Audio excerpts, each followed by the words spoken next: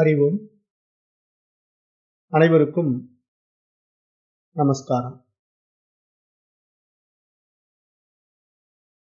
தற்போது நாம் பார்த்துக் கொண்டிருக்கின்ற வகுப்பு கடோ உபனிஷத். இப்போ இந்த கடோ உபனிஷத்துல கடந்த வகுப்புகள்ல இரண்டாவது பகுதியில 2வது அத்தியாயத்தில 5 மந்திரங்கள் வரைக்கும் பார்த்தோம். இப்ப இந்த 2வது அத்தியாயம் என்பதே அந்த அதுவே நீ என்கின்ற ஒரு தியான பகுதியாகத்தான் நம்ம இதை பார்க்கிறோம். ஏன்னா இது முழுக்க முழுக்க தன்னை தான் அறிகின்ற தன்மயமாகின்ற ஒரு பகுதியாகவே இருக்குது. அதுதான் அதுவே நீ என்ற தியான பகுதியாக சொன்னார். இப்ப அந்த அடிப்படையில் இப்ப நம்ம என்ன பண்ண போறோம்னா, இப்ப இந்த 6வது மந்திரத்தை பார்க்கலாம். இப்ப 6வது மந்திரம் என்ன சொல்லுது அப்படின்னா, சந்தத இதம் பிரவக்ஷ்யாமி குஹ்யம் பிரம்ம சனாதனம் யதா ச மரணம் பிராப்ய ஆத்மா பவதி கௌதமா. இந்த மந்திரத்துல என்ன சொல்றாருன்னா, நசிகேதா மரணத்துக்கு பின்னால் உயிர் என்ன ஆகும் என்பது பற்றியும், ரகசியமானதும் அழிவற்றதும் நித்தியமானதுமான ஆத்மா பற்றியும் உனக்கு இப்போது நான் விளக்கமாக சொல்கின்றேன் அப்படிங்கிற மாதிரி இங்க தொடங்குறார் இந்த 6வது மந்திரத்துல. இந்த மந்திரத்தினுடைய விளக்கம் எவ்வளவுதான். அதாவது அந்த உயிர் மரணத்துக்கு பின்னாடி என்ன ஆக போகுது, ரகசியமானதும் அழிவற்றதும் நித்தியமானதும் ஆத்மா பற்றி நம்ம இனிமேல் பார்க்கலாம் அப்படிங்கிற மாதிரி இந்த 6வது மந்திரத்துல சொல்லிடுறாரு. அடுத்தது 7வது மந்திரம். யோனிமன்யே பிரபத்யந்தே சரீரத்வாய தேகினஹா தானுமன்யே நுசம்யந்தி யதா கர்ம யதா ஸ்ருதம். இந்த மந்திரம், இந்த 7வது மந்திரம் என்ன சொல்லுதுன்னா, மரணத்துக்கு பிறகு சில உயிர்கள் மறு ஜென்மம் எடுக்கிறது. அதுல சில உயிர்கள் மனித உடம்பை பெறுகின்றன. இன்னும் சில உயிர்கள் தாவரம், மிருகம் போன்ற கீழான நிலைகளை அடைகின்றன. அப்போ அவரவர்களது வினை பயனும் பெற்ற அனுபவமும் எப்படியோ அப்படியே அவரவர்களது அடுத்த பிறவி அமைகின்றது என்பதாக பார்க்கிறோம். இவ்வாறு உயிர்கள் பல்வேறு பிறவிகளை எடுத்து கடைசியில் ஏதாவது ஒரு பிறவியில் நிறைநிலையை அடைகின்றன என்பதுதான் இந்த மறுபிறவி கோட்பாடு என்பதாக இங்க சொல்றார். ஆக நாம் வாழுகின்ற காலத்திலே எத்தகைய செயல்களை செய்கின்றோமோ, என்னென்ன அனுபவங்களை பெறுகின்றோமோ அதற்கேற்ற மாதிரி நமக்கு அடுத்த பிறவி வாய்க்கிறது என்பதாக இந்த 7வது மந்திரம் தெளிவா சொல்லிடுது. அதுதான் இங்க சொல்றாரு. யோனி மன்யே பிரபத்யந்தே சரீரத்வாய தேகினஹா. அப்போ ஒவ்வொருத்தருடைய அந்த செயல் விளைவுகளுக்கும் அனுபவங்களுக்கும் ஏற்ற மாதிரிதான் அடுத்த உடம்பு கிடைக்கும் என்பதை நம்ம இங்க பார்க்கிறோம். இப்ப சாதாரணமா நம்ம பார்த்தோம்னா, ஒரு சராசரி மனிதன் அவன் வாழுகின்ற வாழ்க்கையில அவனுடைய செயல் விளைவுக்கு ஏற்ற மாதிரி மறுபிறவி ஒரு மனித பிறவியாக இருக்கும். அந்த சாதாரண மனிதன் கொஞ்சம் மேல்நிலை பரிமாணத்துல உயர்ந்து பல நற்காரியங்களை இந்த உலகத்துல செய்து கொண்டு பிறருக்கு பரோபகாரமாக வாழ்ந்தான் என்றால், அவன் செய்த புண்ணிய பலன்களின் காரணமாக அவனுக்கு தெய்வீக வாழ்க்கையை வாழக்கூடிய தேவலோகம் போன்ற இடத்துக்கு வாய்ப்பு கிடைக்கும். இப்ப தேவலோகம் அப்படிங்கிற இடம் என்னன்னா, இந்த பூமியில பிறக்கும் போதே தெய்வீக தன்மை பொருந்தியவர்களுடைய தொடர்பு தான் தேவலோகம். ஏன்னா இந்த மாதிரி அத்தியாத்ம யோகத்தை அறிந்து கொண்ட ஞானிகளுடைய சகவாசம், ஆத்ம ஞானத்தை உபதேசிக்கின்ற மகான்களுடைய பழக்க வழக்கங்கள் எல்லாம் நமக்கு உண்டாகும். அதுதான் தெய்வீக வாழ்க்கை அப்படின்னு நம்ம பார்க்கிறோம். ஏன்னா இங்க நம்முடைய அத்வைத சித்தாந்தத்தை பொறுத்த வரைக்கும் நம்ம இந்த துவைதிகள் சொல்ற மாதிரி மரணத்துக்கு பின்னாடி எங்கேயோ சொர்க்கலோகம் ஒன்று இருக்கு, தேவலோகம் ஒன்று இருக்கு, பிரம்மலோகம் ஒன்று இருக்கு அப்படிங்கறதெல்லாம் நாம ஒத்துக்கிறது கிடையாது. ஏன் அப்படின்னா, எல்லா லோகமும் நம்ம மனசுலயே தான் இருக்கு. ஏன்னா இந்த உலகம் என்பது உண்மையில் இல்லை இல்லையா? ஏன்னா இது வந்து மனம் கற்பித்துக் கொண்ட ஒரு மாய விளையாட்டு தான். இதுதான் நம்முடைய பாடத்தினுடைய டெப்த். இது நம்முடைய பாடத்துல வர்றவங்க எல்லாரும் இதை ஏத்துக்க மாட்டாங்க இல்லையா? ஏன்னா அவங்களுக்கு புரியாது. எடுத்த உடனே நம்ம இப்படி சொன்னோம்னாலே ஓடிடுவாங்க. அப்புறம் சைவ சித்தாந்தம், வைணவ சித்தாந்தத்துல இருக்கிறவங்க எல்லாம் வந்து வேதாந்தம் அப்படின்னாலே அது ஏதோ வெட்டி பசங்களுக்கு ஆனது அப்படிங்கிற மாதிரி ஒரு மைண்ட் செட்ல இருக்காங்க. ஏன்னா வேதாந்தம் அப்படின்னா அது எல்லாம் ஒண்ணும் இல்லாத ஒரு வாழ்க்கை முறை. அப்படி கிடையாது. இறைவனை வந்து நம்ம அனுபவிக்கணும், ரசிக்கணும், ஆனந்தமா அப்படியே அவனோட மகிழ்ச்சியா இருக்கணும். அதுதான் வாழ்க்கை அப்படிங்கிற மாதிரி மனநிலையில் இருக்கின்ற மனிதர்கள் வந்து புறத்திலேயே வழிபாடுல ஆர்வம் காட்டுவார்கள்.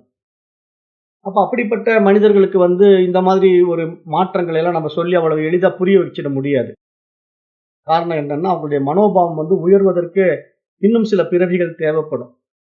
அதைத்தான் நான் வந்து பரிணாமம் அப்படின்னு சொல்றோம். பரிணாம வளர்ச்சி அப்படிங்கிறது நம்ம எப்படி பார்க்கிறோம்? ஒரு அறிவு தாவரத்துல தொடங்கி 6 அறிவு மனிதன் வரைக்கும் வந்துட்டா மட்டும் போதாது. அந்த மனித அறிவுக்கு அப்பாற்பட்ட ஒரு உயர் பரிமாணம் இருக்கு. அது 7ஆம் பரிமாணம். 6ஆம் பரிமாணத்துக்கு அப்புறம் 7ஆம் பரிமாணம்.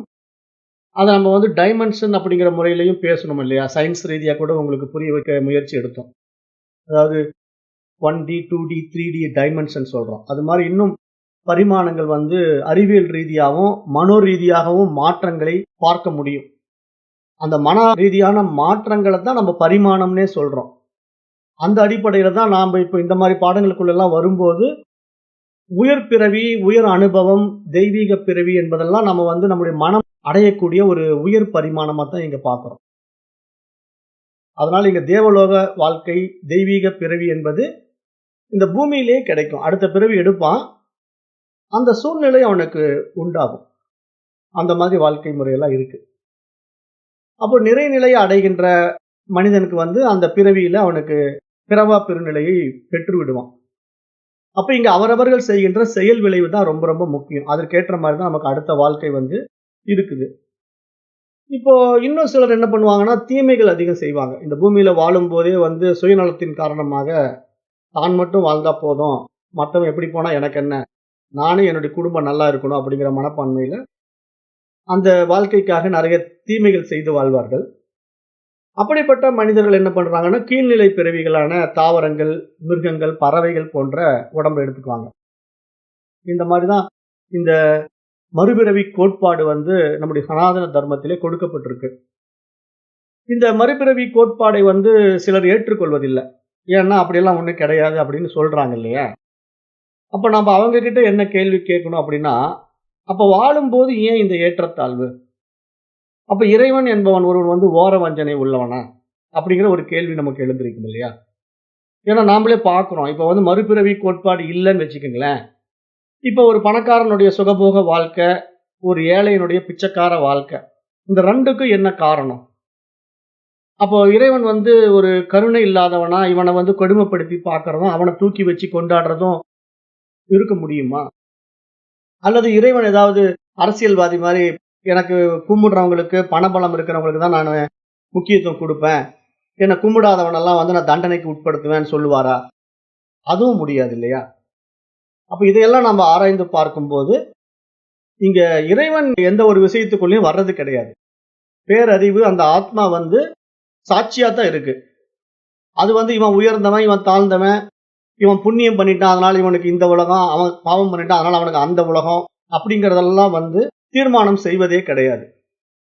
அவரவர் வினைவெளி, அவரவர் அனுபவம் என்ற வாழ்க்கை முறைய வாழுகின்ற நாமே தான் தீர்மானிக்கிறோம். நம் கையிலேயே அது கொடுக்கப்பட்டிருக்கு. தீதும் நன்றும் பிறர் தர வாரா என்ற அந்த தாத்பரியத்தினுடைய அடிப்படையிலேயே தான் நம்ம இதையும் பார்க்க வேண்டியதா இருக்கு. அப்ப அப்படிப்பட்ட ஒரு செயல்முறையை நம்ம நடைமுறையில கொண்டு வந்து பார்த்தா நம்ம சரியானபடி வாழ வேண்டும் என்று நம்ம சிந்திக்க வேண்டியதா இருக்கு. நல்ல வாழ்க்கையை நம்ம வாழணும்னா நல்லது செய்ய வேண்டியதா இருக்கு. நம்முடைய எண்ணங்கள், செயல்கள் வந்து நல்லதா இருக்கணும் அப்படிங்கறத நம்ம பார்க்கிறோம். அப்ப அந்த செயல்களும் அனுபவங்களும் மட்டுமே நமக்கு அடுத்த பிறவியை தீர்மானிக்கின்றன என்பதாகவும் நம்ம பார்க்கிறோம். அதுதான் இந்த மந்திரம் சொல்ல வர்ற, இந்த 7வது மந்திரம் சொல்ல வர்ற விஷயமாகவும் இருக்கு. அடுத்தது 8வது மந்திரம் என்ன சொல்லுது அப்படின்னா, ஏச சுப்தேசு ஜாகர்த்தி காமம் காமம் புருஷோ நிர்மிமானகா ததேவ சுக்ரம் தத் பிரம்ம ததேவ ஆமிருதமுஷ்யதே தஸ்மின் லோகாஹ பிதாஹ சர்வே தது நாத்யேதி கச்சன ஏதத் வைத்தத் அப்படிங்கிற மாதிரி இந்த 8வது மந்திரம் ரொம்ப ஒரு அருமையான விஷயத்தை நமக்கு புரிய வைக்குது.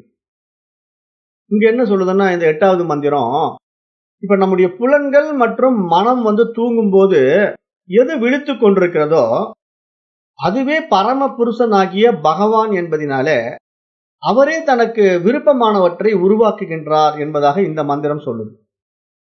மேலும் என்ன சொல்லுதுன்னா, ததேவ சுக்ரம் தத் பிரம்ம ததேவ ஆமிருதமுஷ்யதே அப்படிங்குது.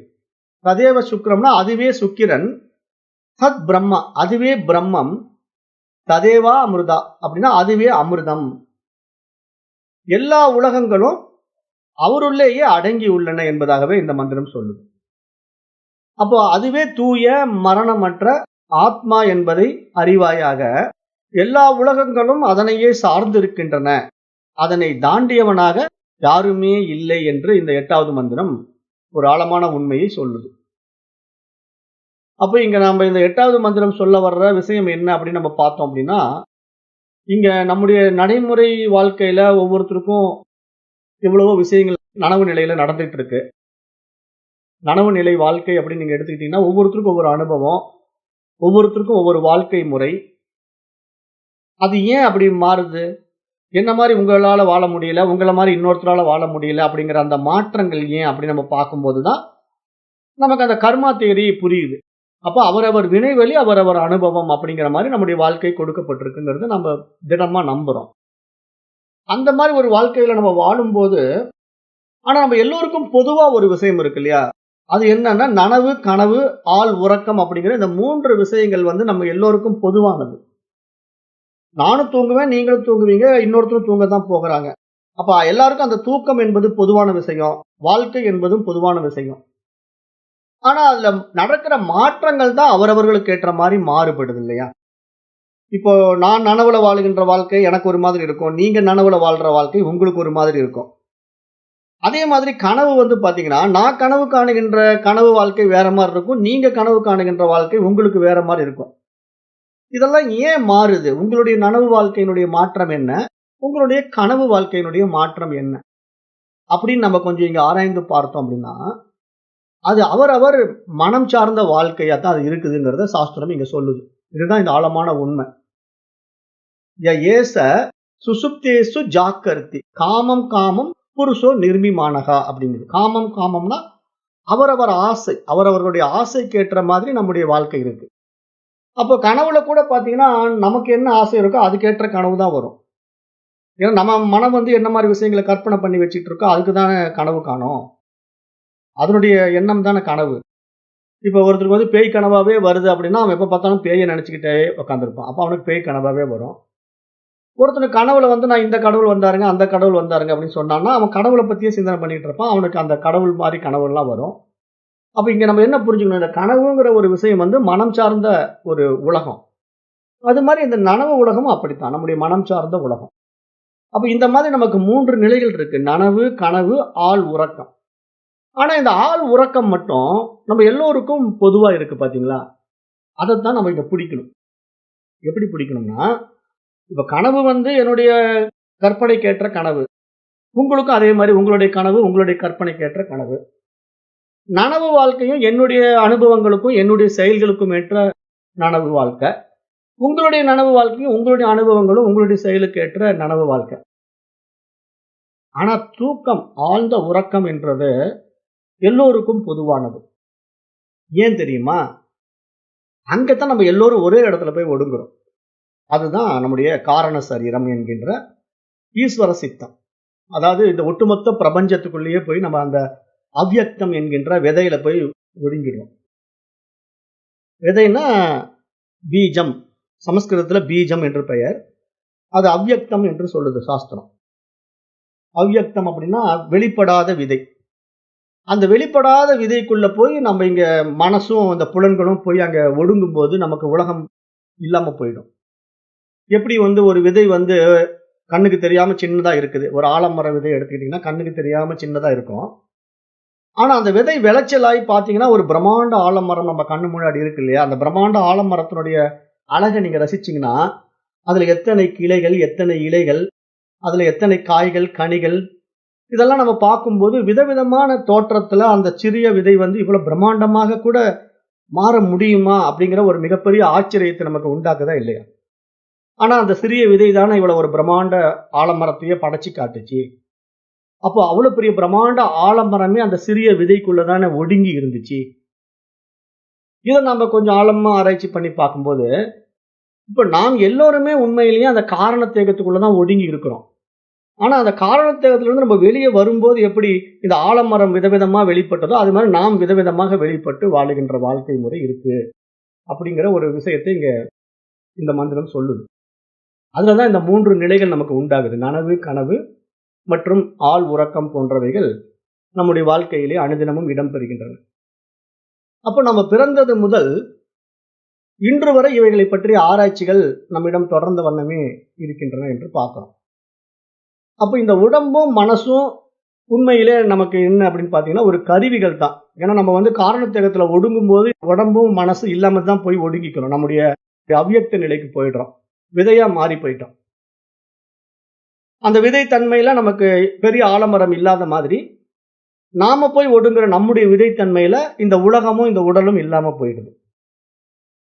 அப்ப இந்த உண்மையை நாம உணரும் போது கனவு வாழ்க்கை கூட அது மாதிரிதான். இந்த நனவு வாழ்க்கை எப்படி நம்ம நேர்ல வந்து வாழ்றோமோ அது மாதிரி கனவு வாழ்க்கை என்பது கூட அங்க வந்து ஒரு தேர் கிடையாது, அந்த தேரை இழுப்பதற்கான குதிரைகள் கிடையாது, சாலைகள் கிடையாது, அங்க இன்ப துன்பம் எதுவும் இல்ல, குளம் இல்ல, ஏரி இல்ல, நதி இல்ல, அங்க சூரியன் இல்ல, சந்திரன் இல்ல.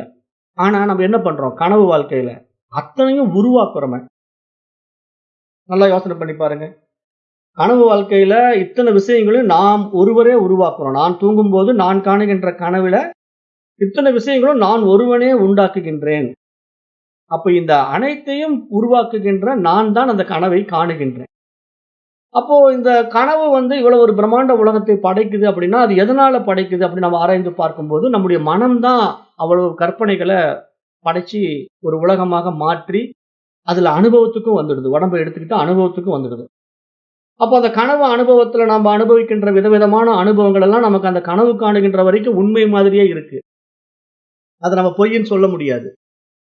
அப்ப அந்த நிலையை வந்து நம்ம நனவு நிலையோட ஒப்பிட்டு பார்க்கணும் என்று சாஸ்திரம் இங்க சொல்லுது. ஏன்னா நம்ம வந்து கனவு எப்படி கற்பனையான வாழ்க்கைங்கிறத நனவு உலகுக்கு வந்த உடனே புரிஞ்சுக்கிறோமோ அது மாதிரி இந்த நனவு வாழ்க்கையும் ஒரு கற்பனையான வாழ்க்கை என்பதை நம்ம விவேகத்தினால விழித்துக் கொள்ளும் போதுதான் புரிந்து கொள்ள முடியும் என்ற அந்த ஆழமான உண்மையை இங்க நமக்கு சொல்லி புரிய வச்சுட்டு அப்ப அந்த ஆழ்ந்த உறக்கத்தில் தான் இந்த மனசும் ஒடுங்குது, புலன்களும் ஒடுங்குது. அப்ப அந்த நிலையில நீங்க வந்து உங்களுடைய சொரூபத்துக்கு போயிடுறீங்க, உங்களுடைய இயல்புக்கு யதார்த்தத்துக்கு போயிடுறீங்க அப்படின்னு சொல்லுது. அப்ப நம்முடைய சொரூபம், நம்முடைய மூலம் அப்படின்னு அந்த இடத்துல நம்ம பார்த்தோம்னா, ஆழ்ந்த உறக்கத்துல பார்த்தோம்னா நம்ம ஒரு விதைக்கு போயிடுறோம். நம்ம எங்கிருந்து வந்தோமோ அந்த மூலத்துக்கு நம்ம திரும்பிடுறோம். அப்ப நம்முடைய மூலம் வந்து அந்த விதை தானா அப்படின்னு கேட்டா இல்ல. அந்த விதைங்கிறது என்ன தெரியுமா? ஒரு காரண சரீரம் இல்லையா? அதுதானே நம்ம இந்த ஸ்தூல உடலும் இந்த சூட்சும உடலும் எடுப்பதற்கு காரணமாக இருக்கு. அந்த காரண சரீரத்தை நம்ம வந்து கண்டுபிடிக்கணும். அது கண்டுபிடிச்சா தான் நம்ம வந்து பிறவா பெருநிலையை அடைய முடியும். ஏன்னா அந்த காரண சரீரத்துக்குள்ளதான் நம்முடைய சம்ஸ்காரங்கள்லாம் இருக்கு, வாசனைகள் எல்லாம் ஒளிஞ்சுக்கிட்டு இருக்கு. ஏன்னா அது பல்வேறு பிறவிகளாக நம்ம ஏற்றி வைத்துக் கொண்ட நம்முடைய ஆசா பாசங்களுடைய தொகுப்பு தான் சஞ்சித கர்மாவா நம்ம கிட்ட இருக்கு. அந்த சஞ்சித கர்மா தான் இந்த காரணத்தேகம், ஆனந்தமய கோஷம் இப்படின்னு சாஸ்திரம் வந்து நமக்கு எடுத்து புரிய வைக்குது. அப்ப நம்ம இந்த 3 நிலைகள்ல மாறி மாறி சஞ்சரிக்கும் போது அந்த ஆள் உறக்க நிலை என்பது நம்முடைய மூலத்துக்கு நம்ம திரும்புகின்ற ஒரு நிலை. அது அன்றாடம் நமக்கு நடக்குது. தினசரி தூக்கத்துல நம்ம நம்முடைய மூலத்துக்கு திரும்புறோம். கனவு நிலையிலிருந்து நனவு நிலையிலிருந்து விடுபட்டு நம்முடைய மூலமான விதைத்தன்மைக்குள்ள போய் அங்க ஒடுங்கிக்கிறோம். அப்ப நமக்கு இந்த உலகம் இல்லாம போயிடுது, மனைவி மக்கள் இல்லாம போயிடுது, எதுவுமே இல்லாம இருக்குது. ஆனா இந்த 3 நிலைகளையும் சாட்சியா ஒண்ணு பார்த்துக்கிட்டே இருக்கு. அப்ப இங்க நம்ம என்ன புரிஞ்சுக்கணும்னா இந்த நிலையில போய் ஒடுங்குற விதை வந்து அந்த உயிர் தான், அந்த உணர்வு தான். நமக்குன்னு தனித்துவமான ஒரு ஆசை பாசங்களை தான் நம்ம ஆசா பாசங்களை தான் நம்ம எடுத்துட்டு கொண்டு போய் சஞ்சித கர்மாவில வச்சுக்கிட்டு இருக்கிறோம், மூட்டையா வச்சுக்கிட்டு இருக்கிறோம். அப்ப தூங்கும் போது அந்த ஆள் உறக்க நிலையில அந்த இடத்துல தான் நம்ம போய் ஒடுங்குறோம். ஆனா நம்ம அதை அழிச்சுக்கிறது இல்லை. அதனால நம்ம என்ன ஆகுதுன்னா மீண்டும் பிறவிக்கு வரோம். அந்த பிறவி என்பது இந்த உடல் இருக்கிற வரைக்கும் இந்த உடலுக்குள்ளேயே வந்து வந்து போறோம். தினசரி இரவு தூங்கும்போது நம்ம இதே உடம்புக்குள்ள வந்து வந்து போயிட்டு இருக்கிறோம். ஆனா ஒரு குறிப்பிட்ட காலங்களுக்கு பிறகு என்ன ஆகுது? இந்த உடம்பு வந்து டேமேஜ் ஆயிடுதுல்ல. ஏன்னா இந்த உடம்பு அப்படியே இருக்காது தானே. ஏன்னா இங்க அறிவியலும் என்ன சொல்லுது, சாஸ்திரமும் என்ன சொல்லுது? படைக்கப்பட்டவைகள் எல்லாம் மாறிக்கொண்டே இருக்கும். அந்த மாற்றங்களுடைய நியதி என்ன பண்ணும்? அது ஒரு நாள் தன்னுடைய தன்மையை இழந்து விடும். மாறிக்கிட்டே வந்து வயதாகி முதிர்ந்து எப்படி ஒரு விதை வந்து மரமா மாறி அதுல காய்களை விட்டு காய் கனியா மாறி அப்புறம் பழுத்த உடனே அந்த கனி வந்து அந்த மரத்துல இருந்து விடுபட்டு விடுதோ, அது மாதிரி இயற்கையினுடைய நியதி என்ன ஆகுதுன்னா, இந்த பிரபஞ்சம் என்ற ஒரு மிகப்பெரிய விஷயத்துல இருந்து அந்த உடம்பு வந்து விடுபட்டுடுது. இங்க மரணம் என்பது உண்மையிலேயே என்ன அப்படின்னு பாத்தீங்கன்னா, உடம்பு விட்டுகிறது தான். இந்த இடத்துல இருந்து நம்ம கழண்டுக்குது உடம்பு அவ்வளவுதான். மரத்திலிருந்து ஒரு கனி கழண்டு வர்ற மாதிரி. இப்ப மரத்துல வந்து அந்த கனி உருவாகும் போது அதுக்கு நிறைய உறவுகள் இருக்கு. நம்ம அதை கம்பேர் பண்ணி பார்க்கணும். நம்முடைய உடம்புக்கும் ஒரு கனியும் உருவாவதற்கு உண்டான கம்பேரிசன் எப்படின்னா, இப்ப அந்த ஒரு கனி தான் அந்த மரத்துல இருக்கான்னா இல்ல. 1000 கனிகள் இருக்கு. ஆனா அந்த 1000 கனிகள் உருவாவதற்கு அந்த மரத்துல ஃபர்ஸ்ட் அது எப்படி இருந்தது? ஒரு சின்ன மொட்டா இருந்தது. அப்புறம் அந்த பூவா மலர்ந்தது. அப்புறம் அந்த பூவா மலர்ந்து அது காயா மாறி, கனியா மாறுற ஒரு காலம் அந்த மரத்துல ஏற்பட்டது. ஒரு குறிப்பிட்ட காலத்த அந்த கனி எடுத்துக்கிச்சு இல்லையா?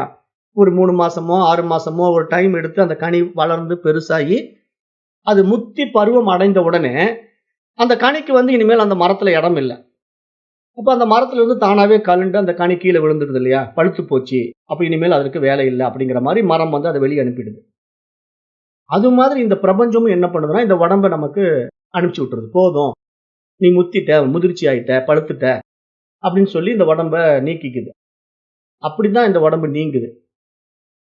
ஆனா இந்த உடம்பு இப்படி விடுபடுவதற்கு காரணமா எது இருக்கு அப்படின்னு நம்ம பார்க்கும்போது, நான் தான் அது.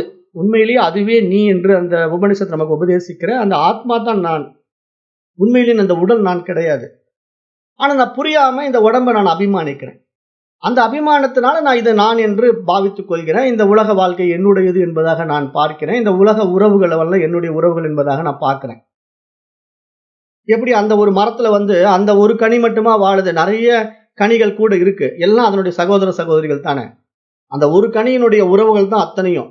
ஆனால் அந்த உறவெல்லாம் விட்டுட்டு அந்த கனி பழுத்த உடனே வெளி வந்துருது இல்லையா? அந்த மரத்த விட்டு வந்துருது இல்லையா? அது மாரி இந்த உலகம் என்ற ஒரு உறவுல நாமளும் இந்த உடம்ப விட்டுட்டு வெளிய வந்துடுறோம். அப்ப இந்த மாரி நம்ம வருவதும், போவதும் அந்த மரத்துல எப்படி ஒரு விதையிலிருந்து இவ்வளவு விஷயங்கள் உண்டாகி, அது என்ன நடக்குது? இறுதியா வந்து அந்த பழுத்து போன அந்த பழம் வந்து பூமியில விழுந்து சிதறுண்டு போகும்போது, அதிலே ஏராளமான விதைகள் இருப்பத பார்க்கிறோமா? ரொம்ப ஆழமான உண்மைய நான் பேசிக்கிட்டு இருக்கேன். அந்த கனி வந்து கீழ விழுந்து உடையும்போது, அதில் ஏராளமான விதைகள் இருப்பத பார்க்கிறோம்.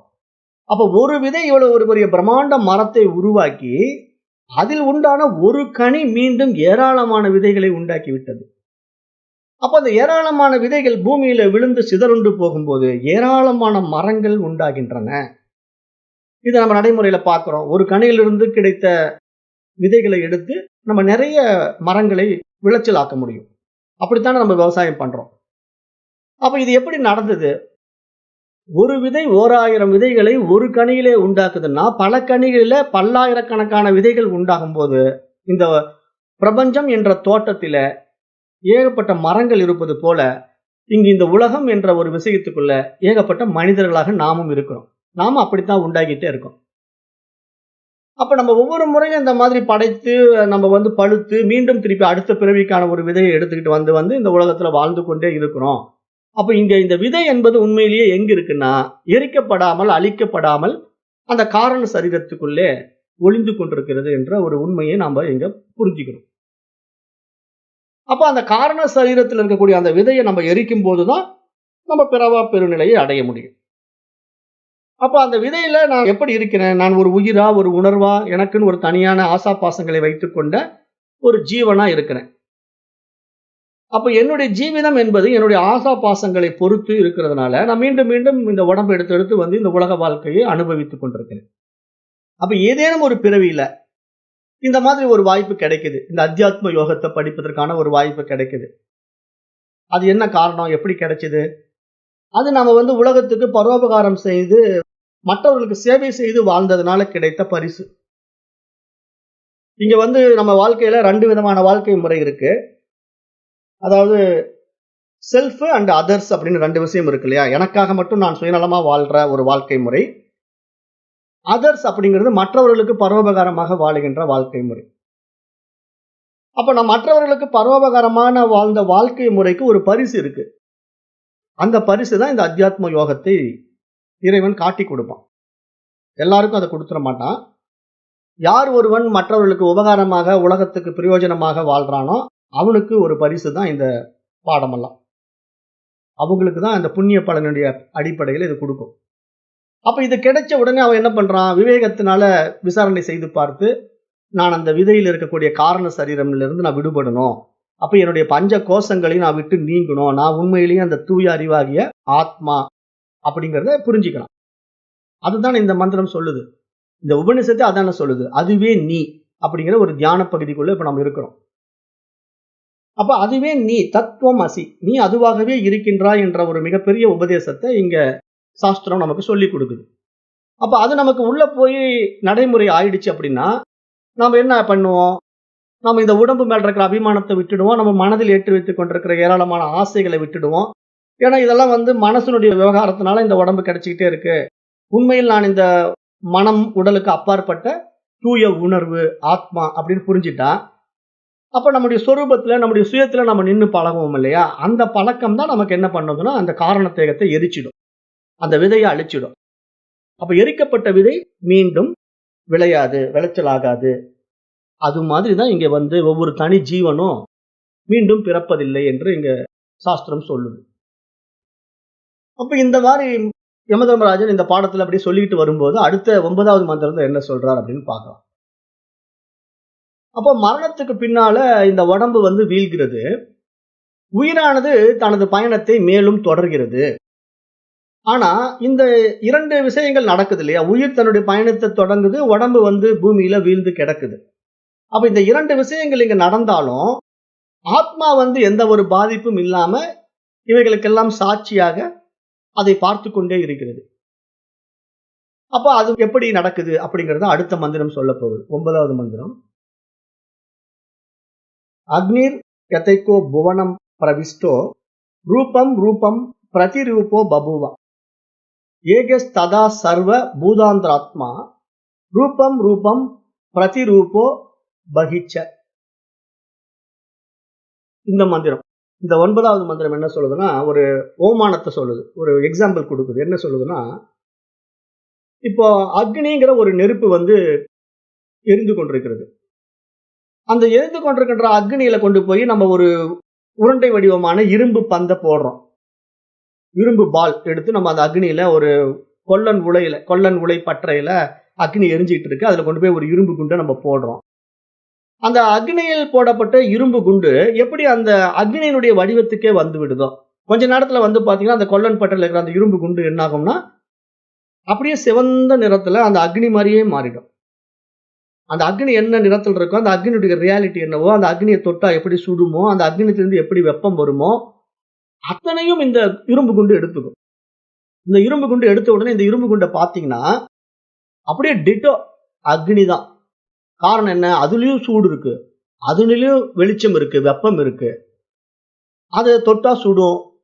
அப்படிப்பட்ட ஒரு நிலையில அப்படியே அக்னியினுடைய வடிவத்துக்கு அப்படியே இந்த இரும்பு உருண்டை வந்து விடுது இல்லையா? இதை அப்படியே ஒப்பிடுறாரு. எப்படி ஒப்பிடுறாருன்னா, எல்லா உயிர்களுக்குள்ளும் இருக்கின்ற ஆத்மா அந்த அக்னியை போல ஒன்றாகத்தான் இருந்தாலும் பல்வேறு உயிரினங்கள் வந்து உடல்களிலே அந்தந்த வடிவத்துக்கு வந்து விடுவதாக இங்க சுட்டி காட்டுறார். ஒவ்வொரு உடலுக்குள்ளும் ஒவ்வொரு உணர்வு இருக்குது நம்ம பார்த்தோம். உயிர் வந்து உள்ள பூந்துக்குது, அதுதான் அந்த உடம்பை இயக்கிட்டு இருக்கு அப்படின்னு நம்ம பார்த்தோம். அப்ப ஒவ்வொரு உடம்புக்குள்ளேயும் அந்த உணர்வு பூந்துக்கிட்டு இது ஒரு தனி உடம்பு, அது ஒரு தனி உடம்பு அப்படிங்கிற மாதிரி நம்ம பார்த்தாலும் உண்மையிலேயே அதனுடைய அம்சம் என்ன? ஒரே ஆத்மாவுடைய அம்சம் தான். அப்படி தனித்தனி உடம்புக்குள்ள பூந்துக்கிட்டு நான் வேறு நீ வேறுங்கிற பிரிவினையை உண்டாக்கி நாம் இங்க வாழ்ந்து கொண்டிருக்கிறோம். இந்த வாழ்க்கை என்பது அவரவர்கள் மனம் சார்ந்த வாழ்க்கை என்று நம்ம பார்த்தோம். அப்ப அது மாதிரிதான் இங்க அக்னியில போடப்பட்ட அக்னி குண்டு, நீங்க உருளையா ஒரு குண்டை போட்டாலும் அது உருளை வடிவத்துல அக்னியா மாறும். நீங்க நீளமா ஒரு ராடு எடுத்து அந்த நெருப்புல போட்டாலும் நீல ராடு வந்து அப்படியே நெருப்பு துண்டா நீளமா மாறிடும். அப்ப வடிவம் எப்படி இருந்தாலும் அதுல இருக்கக்கூடிய அக்னியினுடைய அம்சம் ஒன்று தானே. அதுதான் இங்க ஓமானமா சொல்றாரு. எப்படி ஓமானமா சொல்றாருன்னா, அக்னி எப்படி வந்து ஒரே மாரி இருக்குது. ஆனா அதுல போடப்படுகின்ற உருவங்களுக்கு ஏத்த மாரி அந்த அக்னி வடிவம் எடுக்குது. நீளமா ஒரு ராட போட்டீங்கன்னா, அப்ப சிவந்த நிற ராடு மாரி அந்த அக்னி ஆயிடுது. அதுல தான் கடப்பாரைலாம் நம்ம செய்றோம். தட்டி கடப்பாரை பண்றோம். உருண்டை வடிவமான ஒரு பால நம்ம அக்னியில போட்டோம்னா, உருண்டை வடிவமான நெருப்பு உருண்டையா மாறுது. அதை வச்சு நம்ம வேறு சில உலோக பாத்திரங்கள செய்றோம். அப்ப இது மாதிரி எப்படி அக்னியினுடைய தன்மையை அந்த உருவம் எடுத்துக்கொள்கிறது. ஆனால் அந்த உருவத்துக்கு ஏற்ற மாதிரி அக்னி மாறி விடுகிறது. அது மாதிரி இங்க ஆத்மா வந்து உருவத்துக்கு ஏற்ற மாரி உள்ள இருக்குது. அப்படிங்கிற மாரி ஒரு பூடகமான விஷயத்தை இங்க மகான்கள் நமக்கு இந்த 9வது மந்திரத்துல சுட்டிக்காட்டுறார். அப்ப நடைமுறையில நம்ம பார்க்கிற பஞ்சபூதங்களாகிய இந்த பூமி, நீர், நெருப்பு, காற்று, ஆகாயம் போன்ற அடிப்படை பொருட்களின் சேர்க்கையால் தான் இந்த உலகம் என்பது உண்டாகி இருக்கிறது என்பது நம்ம பார்க்கிறோம். அப்ப இந்த உலகில் இருக்கின்ற ஒவ்வொரு பொருட்களுமே இந்த 5 அம்சங்களை சேர்ந்தது தான் என்று நம்ம ஏற்கனவே சொல்லிட்டேன்.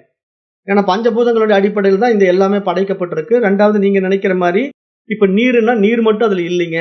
அதுல மற்ற பூதங்களும் சேர்ந்து தான் இருக்கு. அதுதான் பஞ்சீகரணம் செய்யப்பட்ட நிலை என்று நானு உங்களுக்கு புரிய வச்சேன். அப்ப இதே இந்த மந்திரம் மீண்டும் என்ன சொல்றதுன்னா, அந்த கட்டை அல்லது விறகு அப்படிங்கிற ஒரு விஷயத்துக்குள்ள நெருப்பு இருக்கு. ஆனா நமக்கு பார்ப்பதற்கு நெருப்பு தெரியாது. அந்த விறகு வந்து எரியும் போது தான் அதுல நெருப்பு இருக்கிறது நமக்கு தெரியும். அது முழுசாகவே பற்றி எரியும் போது தான் அந்த ஒட்டுமொத்த விறகு கட்டையும் எரிந்து சாம்பலா மாறும். ஆனா அந்த அக்னியை உள்ள வச்சிருக்குது இல்லையா? அந்த கட்டை. ஆனா பார்ப்பதற்கு அக்னி இருக்கிறது கண்ணுக்கு தெரியாதது மாதிரி, இங்க நம்முடைய ஒவ்வொருத்தரும் பார்ப்பதற்கு வேற வேற வடிவத்துல இருந்தாலும், நமக்குள்ள அந்த ஆத்மா மறைஞ்சிருக்கு, ஒளிஞ்சுகிட்டு இருக்கு. அது பார்ப்பவருடைய பார்வைக்கு தெரியாது. ஆனா பயன்பாட்டில் எப்படி அந்த விறகு எரிக்கும்போது அதிலிருந்து அக்னி வெளிப்படுதோ, அது மாரி இங்க உடல்கள் பல்வேறாக இருந்தாலும், பயன்பாட்டில் ஒவ்வொரு உடலுக்கேற்ற விவகாரங்கள் வெளிப்பட்டுக் கொண்டிருக்கிறது என்று நம்ம இங்க பார்க்கிறோம்.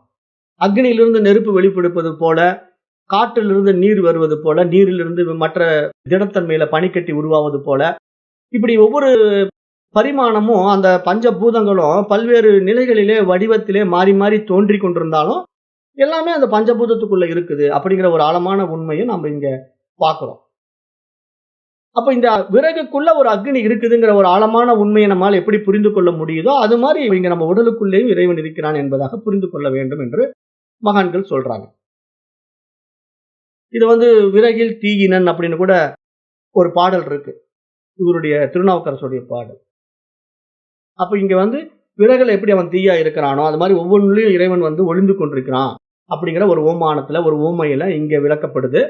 அந்த வடிவம் கூட வந்து அந்த ஆத்மா வந்து அந்த உருவத்துக்கு தகுந்த மாதிரி எடுத்தது போல நமக்கு காட்சி ஆகுது. ஆனா உண்மையில் அப்படி இல்லை என்று நம்ம புரிந்து கொள்ள வேண்டும் என்ற ஒரு விஷயமா தான் இந்த மந்திரம் விளக்குது. மீண்டும் 10வது மந்திரம் இப்ப காற்றை வைத்து விளக்கப் போகுது. அதையும் பார்த்துடுவோம். வாயுர் யதைகோ புவனம் பிரவிஷ்டோ ரூபம் ரூபம் பிரதிரூபோ பபூவ ஏகஸ்ததா சர்வ பூதாந்திராத்மா ரூபம் ரூபம் பிரதிரூபோ பகிச்ச. அப்படியே அந்த மந்திரம் மாதிரியே சேம் மந்திரம் இது. என்ன வித்தியாசம்னா அதுல வந்து அக்னி, இதுல வந்து காற்று, வாயு பத்தி பேசுது.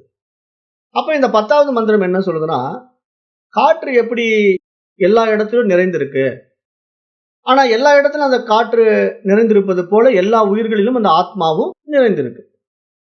அப்போ காற்று எப்படி ஒரு உருவத்துக்கு தகுந்த மாதிரி வடிவம் எடுத்துக்குதோ, அது மாதிரி ஆத்மாவும் உருவத்துக்கு தகுந்த மாதிரி வடிவம் எடுத்துக்குது அப்படிங்கிற மாதிரி இந்த மந்திரம் சொல்லுது. இதை நம்ம எப்படி புரிஞ்சுக்கலாம் அப்படின்னா, இப்ப ஒரு குடம் இருக்கு. இப்ப அந்த குடத்துக்குள்ள காத்து இருக்கு. இப்ப அந்த காத்து வந்து குடம் எப்படி இருக்கோ அதே வடிவத்துக்குள்ள இருக்கு. குடத்தினுடைய ஸ்ட்ரக்சர், அந்த டிசைன் எப்படியோ அது மாதிரி உள்ள காற்று அந்த குடம் மாதிரியே இருக்கும் பார்க்கிறதுக்கு. ஆனா குடத்துக்கு வெளியும் காத்து இருக்கு. அப்ப குடத்தின் வடிவங்களும் அளவுகளும் மாறுபட்டா அதன் உள்ள இருக்கின்ற காற்றும் அளவுகளும் வடிவம் மாறும். சின்ன குடமா இருந்தா அந்த சின்ன குடத்துக்கு தகுந்த மாதிரி காத்து நிறைஞ்சிருக்கும். பெரிய குடமா இருந்தா அந்த பெரிய குடத்துக்கு தகுந்த மாதிரி காற்று நிறைஞ்சிருக்கும். குடத்தினுடைய வடிவம் எப்படியோ அப்படியெல்லாம் காற்றும் உள்ள வந்து நிறைஞ்சிருக்கும்.